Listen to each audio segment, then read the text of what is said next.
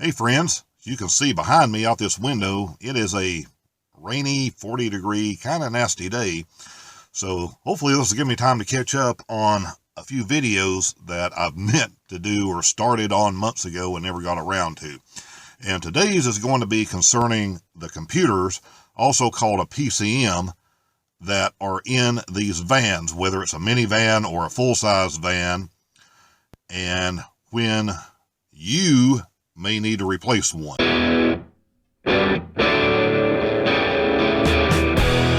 Okay, now let me start by saying I know virtually nothing about Ford vehicles. I have not had a Ford vehicle in years. I've had a ton of GM vehicles, and all the time I had them, I would buy low mileage vehicles. I would crank 150,000 miles on one, trade to the next one. I went through a ton of vehicles because I used to drive a lot with the job I had. And this went on for years, so probably 15 GM vehicles. I never had a computer problem out of any of them. And I didn't really know many others that did either. What I didn't own was Chrysler Dodge vehicles.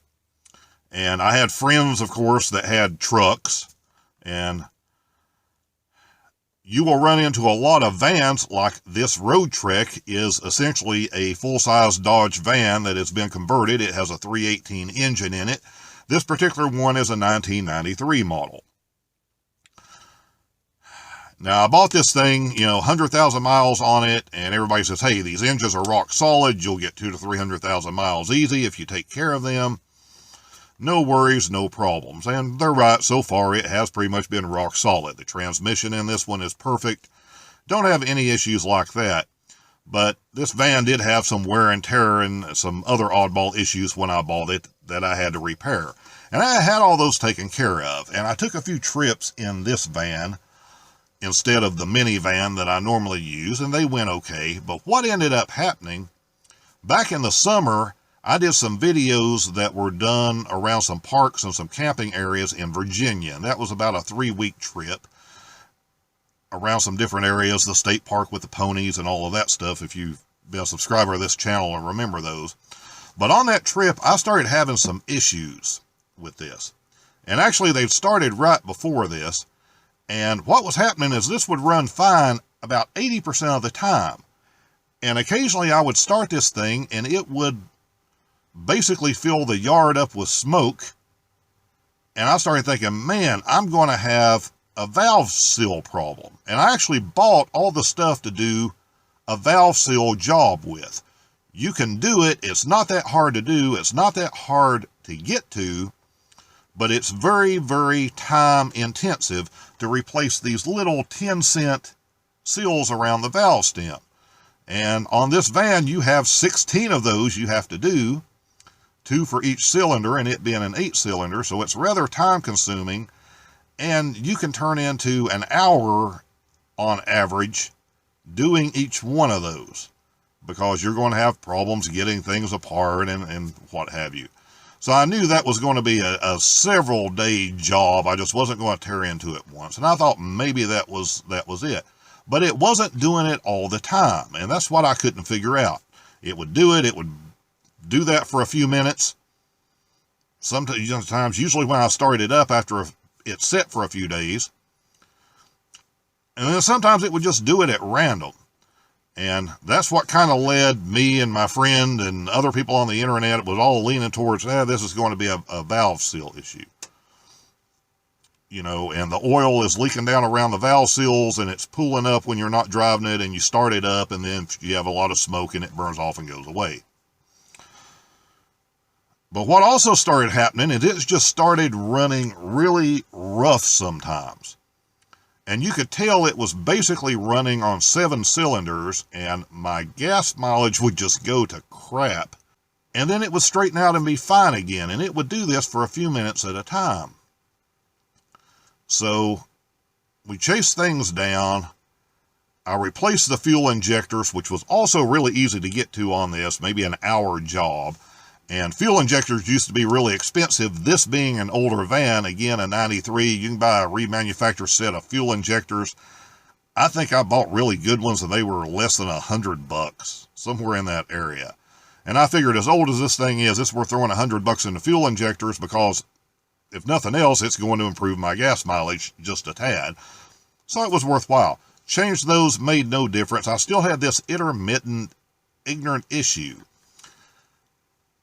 Now, this is before 96, so you had a different computer system. You can still read these with old readers, but on these older vans, you can just turn the key 5 times, and it'll flash the engine light, and it'll flash engine codes. And here's the fun part. There's no engine code that says, oh, you have computer problems. It's going to be this, oh, you've got a problem with number 4 on bank 0 not firing right, and, you know, it's going through all these weird different error codes.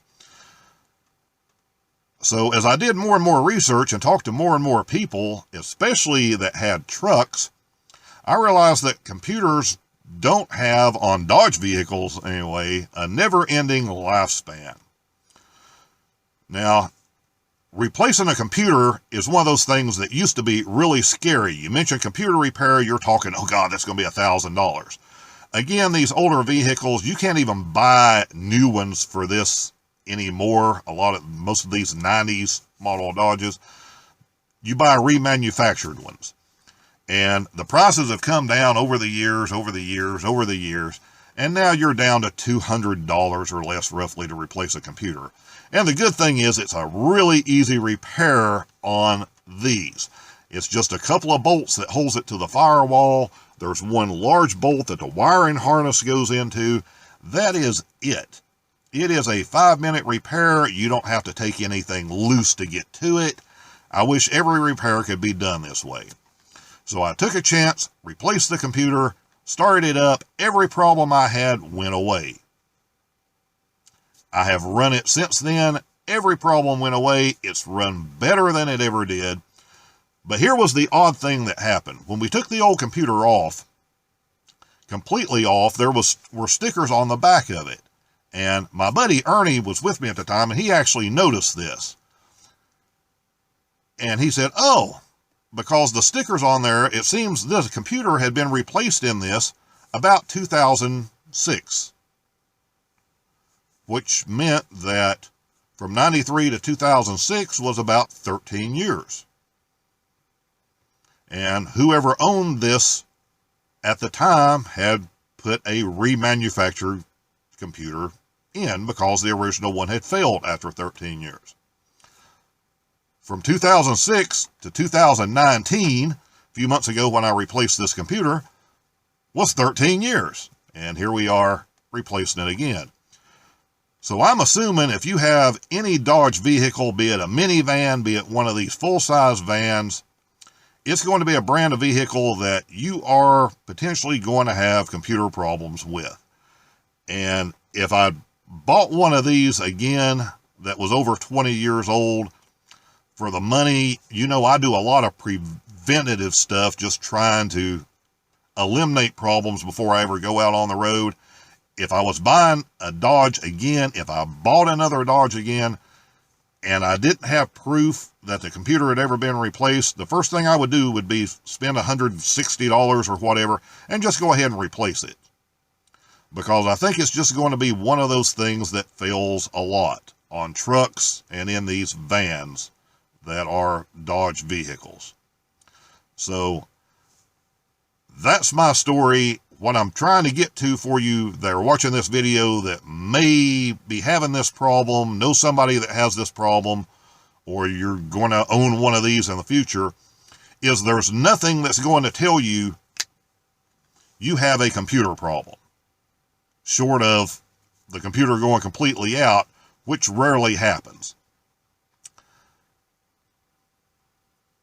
And a lot of people, they think that when they run this thing into a shop and the guy hooks it to a computer, that it just instantly tells them what's wrong with a vehicle. It doesn't work that way, folks. Now, a lot of you guys may know that. A lot of you ladies may not know that. No offense, but if you've not been around garages and things, it doesn't work that way. What happens is it throws an error code or a bunch of error codes, and they start, if they're good, they start going down a checklist. Here's the 7 things that can cause that code to be thrown, and they basically start replacing parts. And hopefully, somewhere on that list, they hit the right part that is throwing that code, which fixes your vehicle. Or they get to the end of the list, say number 7, and your vehicle still isn't fixed, and they hand you a really large repair bill and say, I'm sorry, we don't know what's wrong with it, and send you on down the road with the problem that you have with no way to solve it. So, unfortunately, that's the way things work with a lot of mechanics, a lot of shops, a lot of dealerships. A code reader is not a be-all and end-all to solve problems. It points the mechanic or yourself, if you're doing your own work, in the right direction. But again, the codes being thrown on these things, there's nothing that says, got to replace that computer. But replacing that computer may be what solves your problem. Now, real quick, another quick tip, because you know I'm an Amazon affiliate. You click on some links down in the description of my videos and things. You can go over to Amazon and buy things that I recommend. And I appreciate you doing that, following those links and going on over there. And I'll link a couple things down here so you can just jump over there and see kind of what this computer looks like and what have you, and get an estimate. But I can tell you, you're going to pay much, much, much more money buying this through Amazon than you are buying this from your local parts store. And the reason why is you're going to have a core charge on this thing. I think the core charge on when I bought mine from a parts store was $120. Almost as much as what I paid for the computer itself. You're not going to have a core charge through Amazon, which means you're going to pay a much, much higher price. So the thing that you could buy for $160 or $180 at O'Reilly's or one of your parts stores, it may be $300 if you're buying it from Amazon. That's just the way it is. That's just the way it works. So there's two lines of thought in doing this. One is your parts store is probably not going to take this part back if you swap the computer and that wasn't your problem. You're going to be stuck with it. You're going to have to sell it yourself on eBay, whatever. Whereas Amazon has a much more liberal return policy. You probably could send it back if it turned out to not be the issue. But if it is, you're going to be paying a lot more money through Amazon. So that's a decision that you'll have to make yourself. I was more than happy to just take the chance and go ahead and buy the computer and put it in and take my chance with it. Luckily, it did solve my problem. But if it hadn't, I'd have been thinking, man, as old as it is, it needs replaced anyway. So be it. Just something to think about. So we're out and about again in the middle of a long trip, the beginning of a long trip. So you're going to see trip videos. You're going to see videos on this full-size van. You're going to see some videos that still relate to that minivan, even though I don't have the minivan on this trip with me. So a bunch of good stuff coming up, a bunch of good stuff I'm working on that hopefully you'll find useful. If you go down to the description, you'll find links to other recent videos and things you may have missed that you may be interested in. We'll see you soon.